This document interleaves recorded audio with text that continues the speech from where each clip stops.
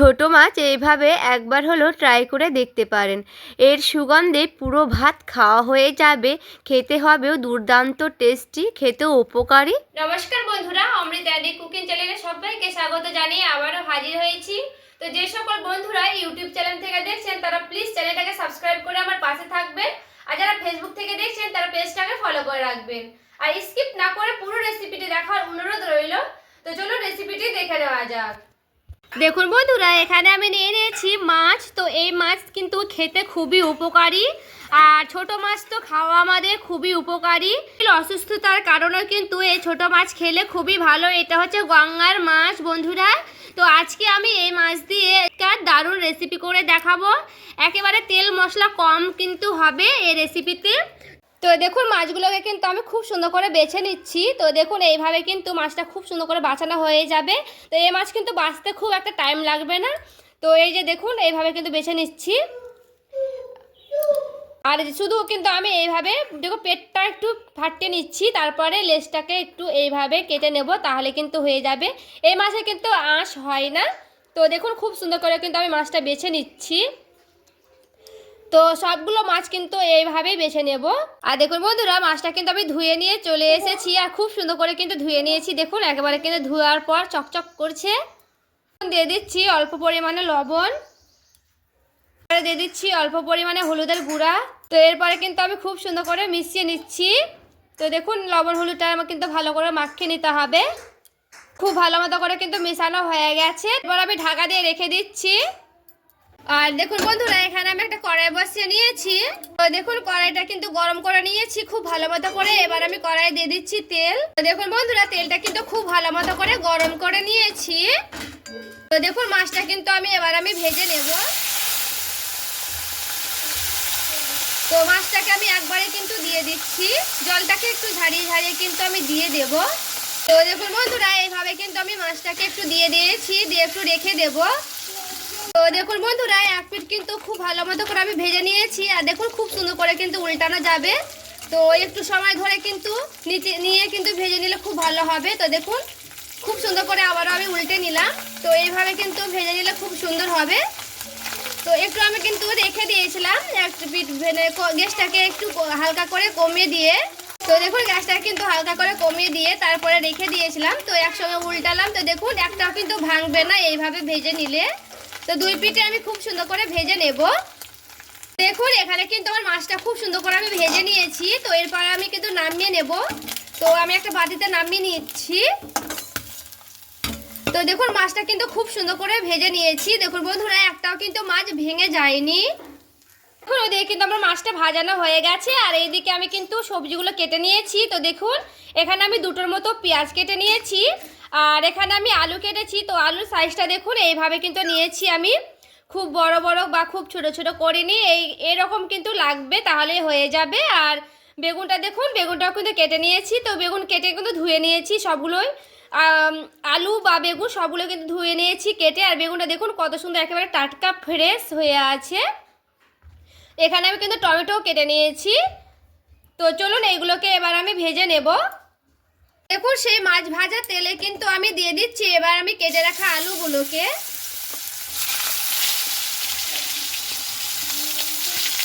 এবার আমি আলুটাকে খুব ভালো মতো করে ভেজে নেব। তো দেখুন বন্ধুরা, খুব ভালো মতো করে কিন্তু আমি আলুটাকে ভেজে নিয়েছি। তো আলুটা কিন্তু এরকমই ভাজতে হবে, আর বেশি ভাজা লাগবে না। তো আলুটাকেও কিন্তু আমি এবার উঠিয়ে নিচ্ছি। কড়াইয়ে কিন্তু আমি আবার অল্প পরিমাণে দিয়ে দিচ্ছি তেল। দেখুন দিয়ে দিচ্ছি আমি কালো জিরে। এরপরে সে কেটে রাখা পেঁয়াজগুলোকে আমি দিয়ে দিচ্ছি। তো পেঁয়াজটাকে কিন্তু আমি লাল লাল করে ভেজে নেব। বন্ধুরা, এখানে আমি একটা মশলা রেডি করে নেব। তো সবার প্রথমে আমি এখানে নিয়ে নিচ্ছি কাঁচা লঙ্কা। এখানে দেখুন বন্ধুরা, নিয়ে নিচ্ছি আমি কটা আদা টুকরো। আর আমি 1 চামচের মতো নিয়ে নিচ্ছি জিরে। দেখুন দিয়ে দিচ্ছি আমি কটা টমেটো কাটা। এরপরে আমি দিয়ে দিচ্ছি অল্প করে জল। খুব সুন্দর করে একটা পেস্ট বানিয়ে নিয়ে চলে আসব। আর দেখুন বন্ধুরা, খুব সুন্দর করে একটা পেস্ট করে নিয়ে চলে এসেছি। তো আমি একটা বাটিতে ঢেলে নিচ্ছি। সে বাটিতে ঢেলে নেব, তাহলে একটু সুবিধে হবে আমার মশলাটা। তো দেখুন বেশি কিন্তু মশলা লাগবে না, অল্প করে কিন্তু আমি আজকে মশলাটা করে নিয়েছি। এখন একটা বাটিতে আমি ঢেলে নিয়েছি।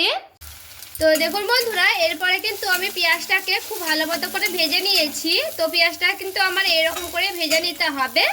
তো সেই মশলাটা কিন্তু আমি ভেজে রেখেছিলাম, সেই মশলাটা আমি দিয়ে দিচ্ছি। এরপর আমি কিন্তু অল্প করে জলটা গুলিয়েও দিয়ে দিচ্ছি। এরপরে দিয়ে দিচ্ছি পরিমাণ মতো লবণ, দিয়ে দিচ্ছি পরিমাণ মতো হলুদের গুঁড়া। খুব ভালো মতো করে কিন্তু আমি মশলাটাকে কষিয়ে নেব। তো দেখুন মশলাটা কিন্তু একটু ভালো মতো করে কষিয়ে নিতে হবে। কালারের জন্য দিয়ে দিচ্ছি কাশ্মীরি লঙ্কার গুঁড়া। তো কাশ্মীরি লঙ্কার গুঁড়োটা কিন্তু দিতেও পারেন, নাও দিতে পারেন, স্কিপ করেও যেতে পারেন। পুরোপুরি কিন্তু আমি কালারের জন্য দিয়েছি কাশ্মীরি লঙ্কার গুঁড়াটা। তো অল্প করে জলটা দিয়ে ভালো মতো করে মশলাটাকে একটু কষিয়ে নেব। দেখুন বন্ধুরা, আমি কিন্তু মশলাটাকে একটু খুব ভালো মতো করে কষিয়ে নিয়েছি। তো এরপর আমি কেটে রাখা টমেটোটাকে দিয়ে দিচ্ছি। তো এখানে আমি অর্ধেকটা টমেটো নিয়েছি। তো দেখুন টমেটোটাকে দিয়েও কিন্তু আমি খুব সুন্দর করে নাড়াচাড়া করে নিয়েছি। তো এরপর আমি কেটে রাখা বেগুনগুলোকে দিয়ে দেব। তো বেগুনগুলো কিন্তু আমি ভাজবো না, আপনারা চাইলে কিন্তু ভেজেও নিতে পারেন। তো বেগুনটাকে দিয়ে একটু মশলার সঙ্গে খুব ভালো মতো করে নাড়াচাড়া করে নেব।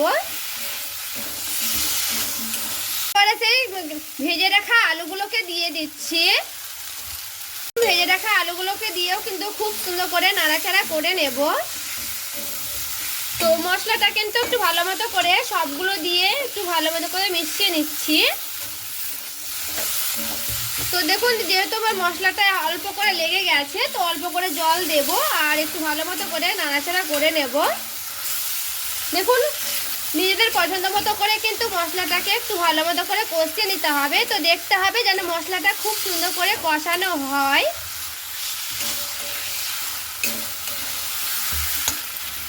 তো দেখুন বন্ধুরা, খুব সুন্দর করে কিন্তু আমি মশলাটাকে কষিয়ে নিয়েছি। তো দেখুন আর কিন্তু কষানো লাগবে না। এরপরে আমি দিয়ে দিচ্ছি জল। তো দেখুন জলটা কিন্তু আমি দিয়ে দিয়েছি। তো জলটাকে দিয়ে একটু ভালো মতো করে আমি ঢাকা দিয়ে রেখে দেব করে আলু বেগুন সবগুলো কিন্তু সেদ্ধ হয়ে যাবে। এরপর আমি ঢাকনাটা উঠিয়েও দেখছি বন্ধুরা, দেখুন। তো দেখুন ঢাকনাটা কিন্তু আমি ঢেকে দিয়েছিলাম। তো পুরোপুরিভাবে কিন্তু সবগুলো সেদ্ধ হয়ে গেছে। তো দেখুন আমি একটা দেখাচ্ছি, বেগুনগুলো কিন্তু খুব ভালো মতো করে সেদ্ধ হয়ে গেছে। দেখুন আলুগুলো কিন্তু খুব সুন্দর সেদ্ধ হয়ে গেছে। তো আমি কিন্তু ভেঙেও দেখালাম। তো এইগুলো কিন্তু পারফেক্টভাবে সেদ্ধ করে নিতে হবে। তো দেখুন আর মাছগুলো দেখুন কি সুন্দর কিন্তু ভাজানো হয়েছে, একটা একটা রয়েছে, দেখুন একটাও কিন্তু ভেঙে যায়নি। এরপর আমি মাছগুলোকে দিয়ে দিচ্ছি ওপর থেকে। তো মাছটাকে দিয়ে হালকা করে এবার নাড়াচাড়া করে নেব। তো দেখুন বেগুনটা যেন না ভেঙে যায় এটা খেয়াল রাখতে হবে। তো হালকা করে এভাবে আমি নাড়াচাড়া করে নেব। আর কিন্তু ঝোলটা টানা যাবে না, এভাবে কিন্তু আমি রেখে দেব। পরে কিন্তু ঠান্ডা হয়ে গেল আরও কিন্তু ঝোলটা কমে যাবে। তো দেখুন বন্ধুরা, এইভাবে কিন্তু পুরোপুরিভাবে রেডি করে নিয়েছি। তো এবার আমি নামিয়ে নিচ্ছি, তারপরে আবারও ফিরে আসছি। এরপর দেখুন বন্ধুরা, আমি কিন্তু মাছের রেসিপিটি নামিয়ে নিয়ে চলে এলাম। দেখুন দেখতে কতটা সুন্দর হয়েছে। আর এইভাবে একবার হলো ছোট মাছ এইভাবে রান্না করে দেখবেন, খেতে কিন্তু দারুণ হয়। যারা কিন্তু একেবারে তেল মশলা কম খায় তারা কিন্তু এইভাবে একবার হলো ট্রাই করে দেখতে পারেন, খেতে দারুণ হয়। তো ছোট মাছ এইভাবে একবার হলো ট্রাই করে দেখুন, খেতে দারুণ হয়েছিল। তো বন্ধুরা আজকের আমার এই রেসিপি কেমন লেগেছে অবশ্যই আমায় কমেন্ট করে জানাতে ভুলবেন না। আর ভালো লেগে থাকলে প্লিজ একটি লাইক করবেন, চ্যানেলটাকে সাবস্ক্রাইব করে আমার পাশেই থেকে যাবেন। দেখা হচ্ছে আরও একটি রেসিপির সঙ্গে। সবাই ভালো থাকবেন, সুস্থ থাকবেন।